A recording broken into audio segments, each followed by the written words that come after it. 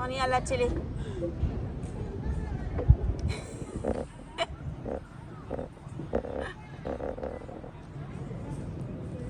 Je suis correct? Ouais. Ah ouais? Ouais. Mes cheveux et tout? Ouais. Ok. Donc, raconte-nous la première fois qu'on est venu. La première fois, on est venu avec nos enfants en 2009 pour analyser le contexte dans les pays dans lesquels on avait identifié qu'ils faisaient un programme de coton bio. Ouais. Parce que le coton bio, c'est ce qu'on a identifié comme fibre pour le textile qui pousse ici et qui est durable. C'est pas qu'il n'y a pas d'autres fibres possibles, mais le coton bio c'était déjà ici et qu'il y a l'infrastructure pour l'utiliser. Et du coup, on a Ça suivi. pousse ici et ensuite il y a toutes les outils pour le transformer localement. Donc on a fait un voyage de Sénégal jusqu'en Bénin en traversant Mali et Burkina pour étudier quelles sont les capacités pour transformer sur place ce coton bio. Et c'est ce qui nous a amené à choisir de rester au Burkina Faso. Sans doute en partie parce que la culture héritée de l'époque de Thomas Sankara a eu des influences qui sont toujours vivaces, d'idées d'autonomie économique, d'autosuffisance, d'indépendance. Et tout ça contribue à un état d'esprit qui nous a paru le plus favorable à développer cette entreprise. Oui, donc c'est pour dire que on n'est pas venu dans un esprit comme un ONG qui veut être des bénévoles pour donner, pour travailler, pour aider des gens, etc. Non, on est venu avec une mission pour faire de la mode et faire cette mode sans faire mal à personne ni à la nature.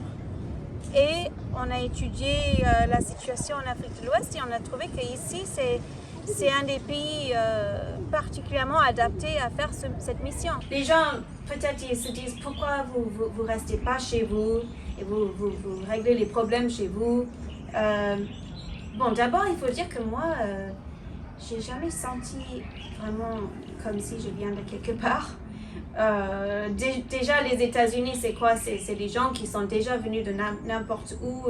Moi, je suis américaine, mais si j'avais décidé de rester aux États-Unis, l'industrie là-bas, ça ne fonctionne pas.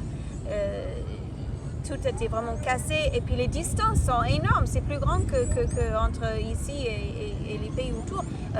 Le coton, ça peut pousser en Texas et puis après ça peut être filé en Caroline et puis les couturiers se trouveraient peut-être que en New Jersey.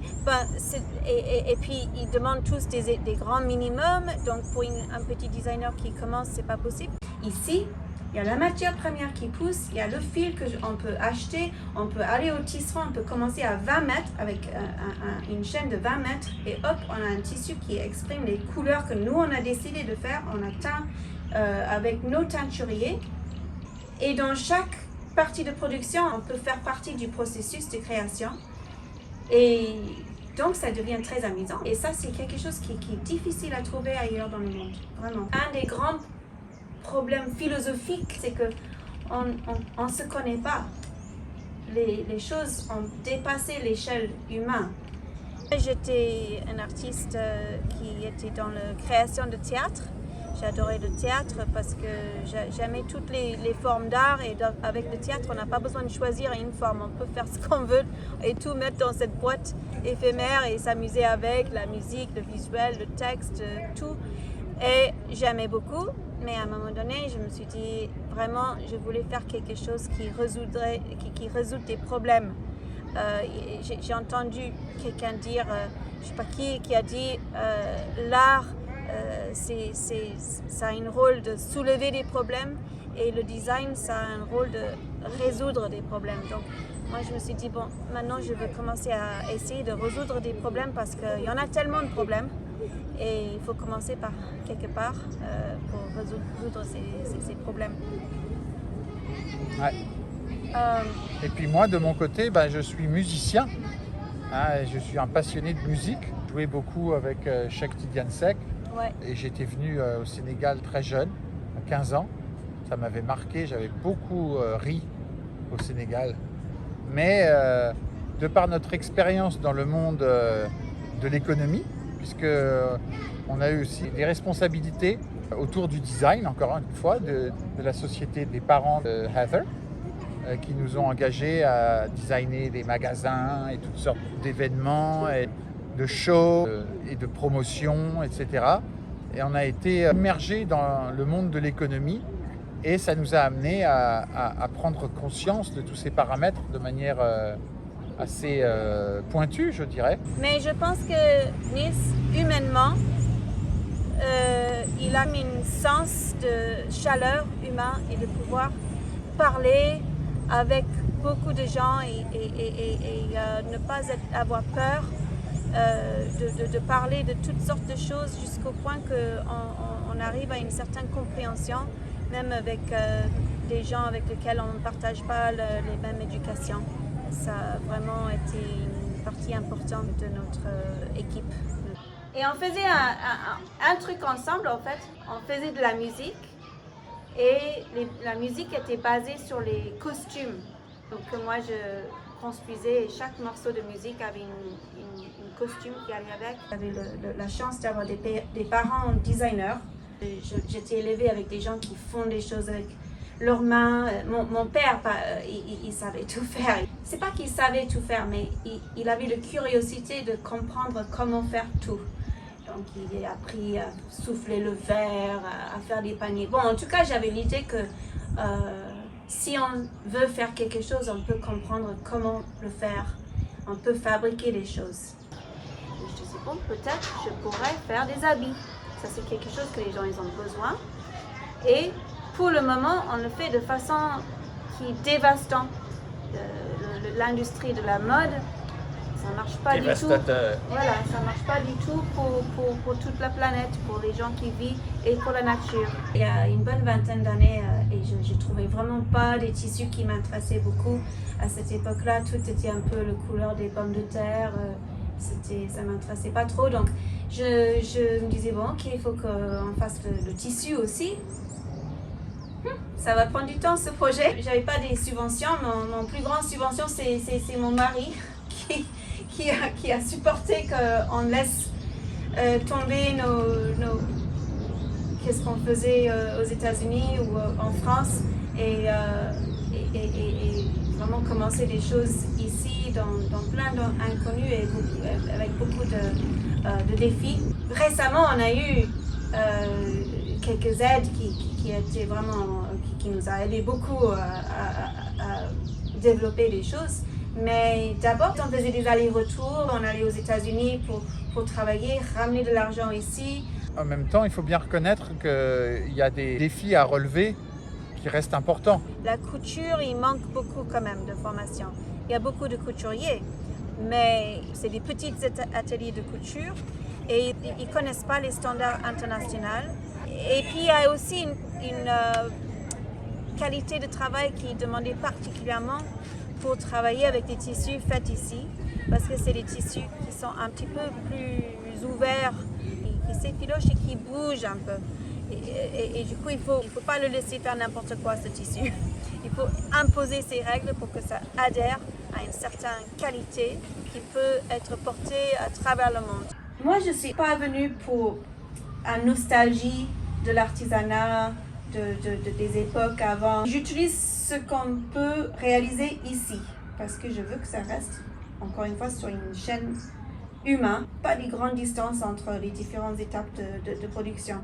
Et ça se trouve ici que tout est manuel, tout est dans l'artisanat. Donc j'ai travaillé avec des tisserands d'ici, mais je ne suis pas contre quelques petites inventions qui aident à ce que ça se développe et que ça fait que peut-être le tisserand il est moins fatigué à la fin de la journée. Finalement, l'artisanat, c'est ça. Quelqu'un a fait une invention à un moment donné quand même. Puis au cours du processus, on a identifié des solutions techniques qui nous semblaient intéressantes d'importer ou d'inventer sur place pour améliorer les conditions de travail et la qualité des résultats. J'aime une liberté de jouer avec les couleurs, comme si je travaillais avec une palette de peinture. Hop, je prends ça, je fais ça, je les mélange, je vois ce que ça donne. Hop, c'est joli, ok, on y va. Et les couleurs qui me donnent cette liberté, c'est quand même des couleurs que j'importe. Ça s'appelle fibres réactives à bas impact. Ils sont certifiés GOTS. Ça veut dire qu'ils sont non toxiques et ils n'ont pas de métaux lourds. Mais c'est quand même quelque chose qui est industriellement fabriqué. Ce n'est pas des plantes que je trouve à côté dans les champs. Et j'ai choisi ça pour la spontanéité en fait que ça me donne pour créer tout ce qui me passe par la tête en termes de couleurs. C'est pas pour dire que je suis contre travailler avec les teintures naturelles et peut-être un jour j'aimerais bien aller dans ce sens ou collaborer avec des gens qui sont bons dans ce domaine.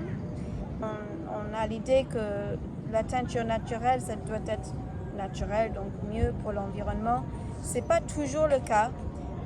D'abord, il faut savoir que la teinture naturelle, en général, ça prend beaucoup plus de l'eau, beaucoup plus de fuel pour le chauffer, cette eau.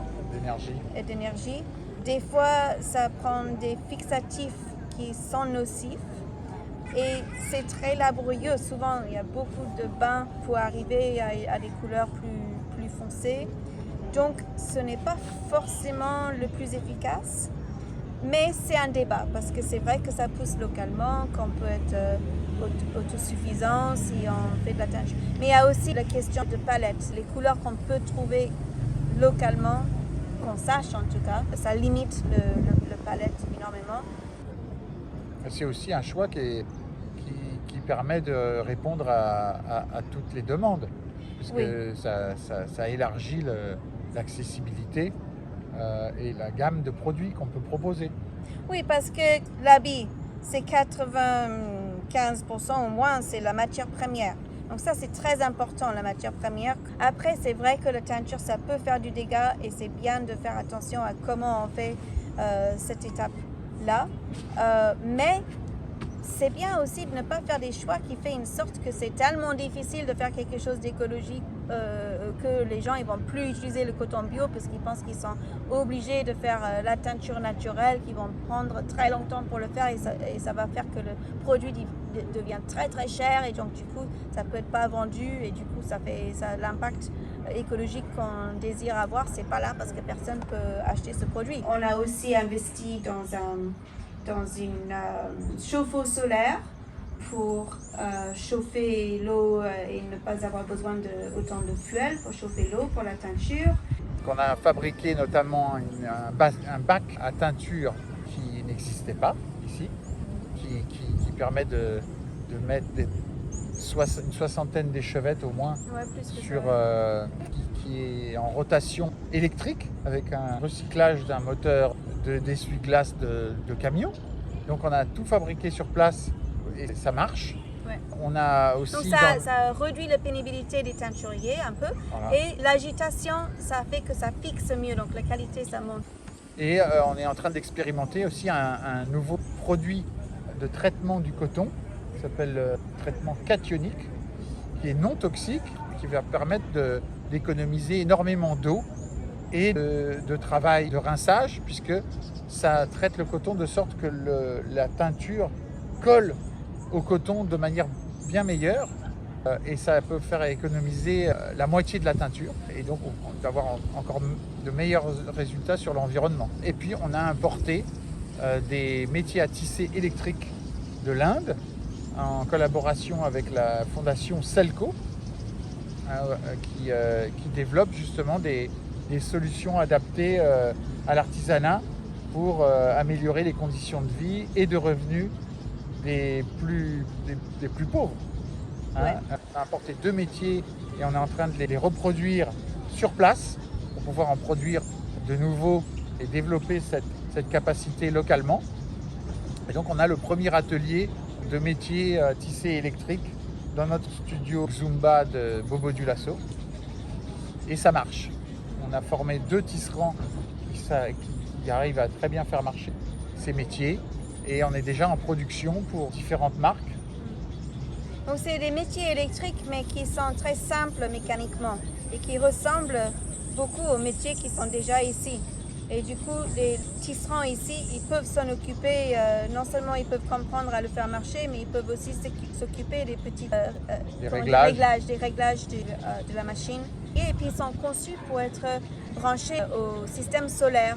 Ils ne sont pas consommateurs en électricité. On a beaucoup de soleil ici, donc c'est adapté au contexte d'ici. Et on espère que cette expérimentation qu'on a débutée avec ces machines va être quelque chose qui va être utile à beaucoup de gens ici pour devenir le plus autosuffisant possible. Parce que pourquoi envoyer toute la richesse de ce coton bio à l'international plutôt que profiter de ça pour créer des métiers de l'emploi digne et créatif ici. Et ça aide l'humain lui-même à être plus productif. Ça élimine pas son rôle à lui quand même. Le tisserand il est toujours là à participer dans l'expérience. Il faut que ce soit un vrai tisserand qui connaît bien le tissage de base déjà. Comment on peut faire pour que les gens ici et que nous tous peuvent profiter de nos ressources de façon saine et agréable. Et on n'est pas contre de travailler aussi avec l'artisanat aussi. Ce qu'on fait avec les chaînes qu'on produise, à la fin il y a toujours un déchet de fil. Et là, on travaille avec un griot. C'est un métier que lui, il a complètement fabriqué lui-même en allant chercher les branches dans la brousse. Et on fait des petits tribons et qu'on utilise aussi pour des oui, comme ça. Voilà. On travaille toujours avec les métiers à tisser manuels pour créer des motifs qu'on ne peut pas faire sur nos machines. Bon, c'est tout ce qu'on voit qu'on peut utiliser, on utilise. On travaille aussi avec le kapok, le four, pour faire des manteaux pour l'hiver, où on fait des coussins.